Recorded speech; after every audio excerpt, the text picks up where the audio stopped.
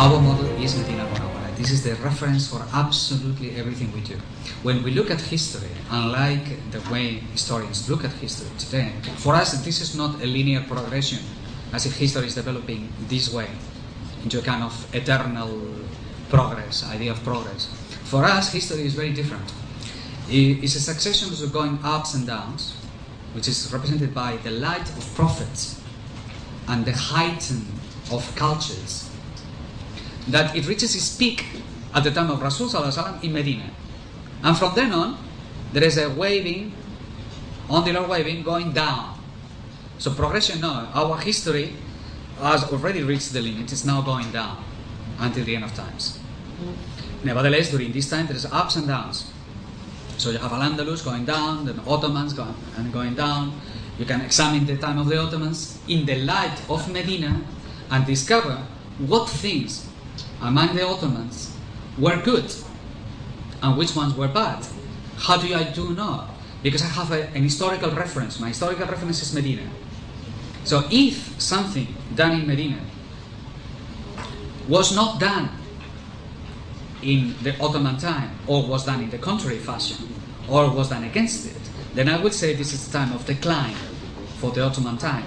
If on the contrary, in reference to Medina, I find that some of the things the Ottomans did were according to the Sunnah, according to what it was intended to be, then I will consider that this is a time in the Ottoman history that they were in progress. So declining and progress always in relation to the one-centered, which is Medina al-Munawwarah in Medina, which is, by the way, the basis of the Amal of the Ahl al-Madinah, which is the basis of Mu'amalat. When we say Mu'amalat, we refer to that particular period of history. So if you want to understand riba, please go back to classical text, and then you will find the definitions that they will allow you to understand riba.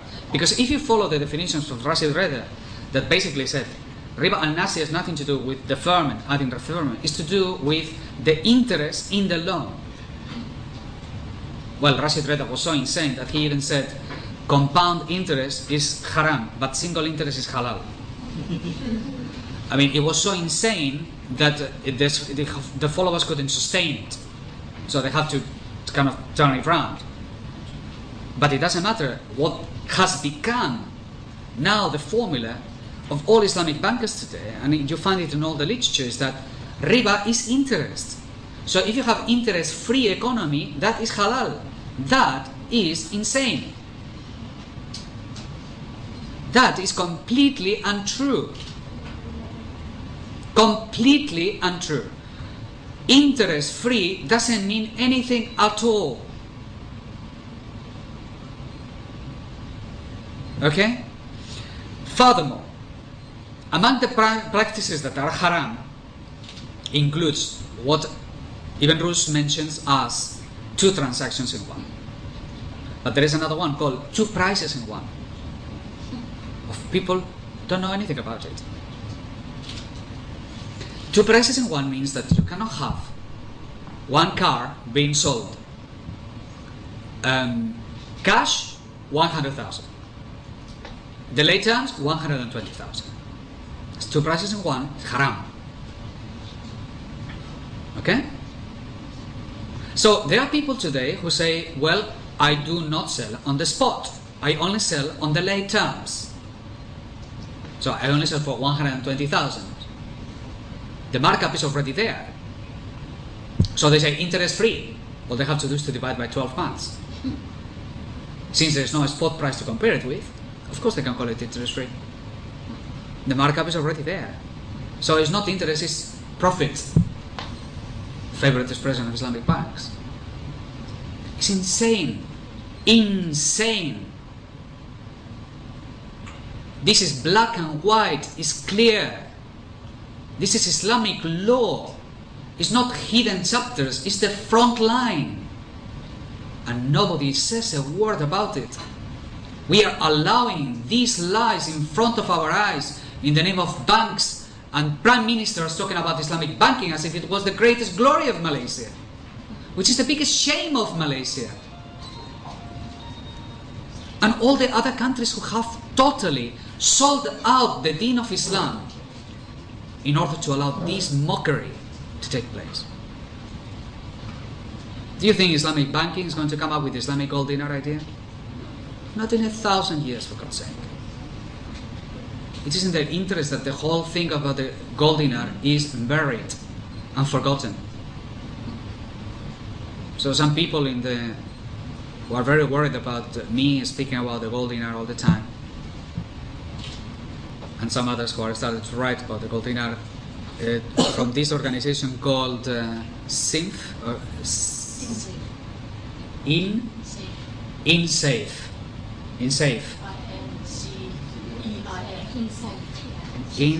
Okay, so let's say it clear because this is all recorded. So for him who wrote this article, InSafe, you have to know, my dear gentleman, that we are going to continue speaking about the gold dinar, despite of your article, because he did say this thing about the gold dinar is completely wrong. Basically, he said the gold dinar is haram in the article. And he said because logically speaking, we have to have the world that we have. And after writing the whole article, he ends up with the sentence, and after this, it's better that nobody talks about the gold dinar anymore. This is their argument. This is how they are thinking, these people.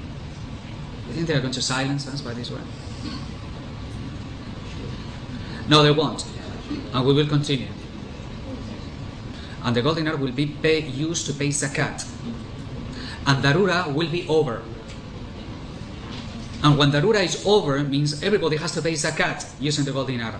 And if the gold dinar is used to pay zakat, the game is over. It's done. All we have to do is to embrace the deen of Islam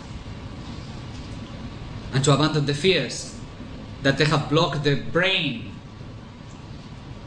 brainwashing in the name of a hilarious rationalism that is nothing but playing with words and concepts like a child playing with a toy.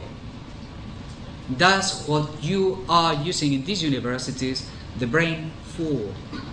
Because if you wanted knowledge, you don't play with words and you don't play with concepts or efficiencies or mathematical constructs. Knowledge is taqwa. That's where knowledge comes from. And if you want to understand the gold dinar, you need taqwa. And if you don't have it, you will go more confused than before. Especially after I've said, because I don't think I have left anything left standing of political, economical, or academic institutions. So either I'm a complete mad, which you can go back and just satisfy yourself with the thought of it, or something has to change dramatically. But I leave that to you. Assalamu alaikum wa rahmatullah.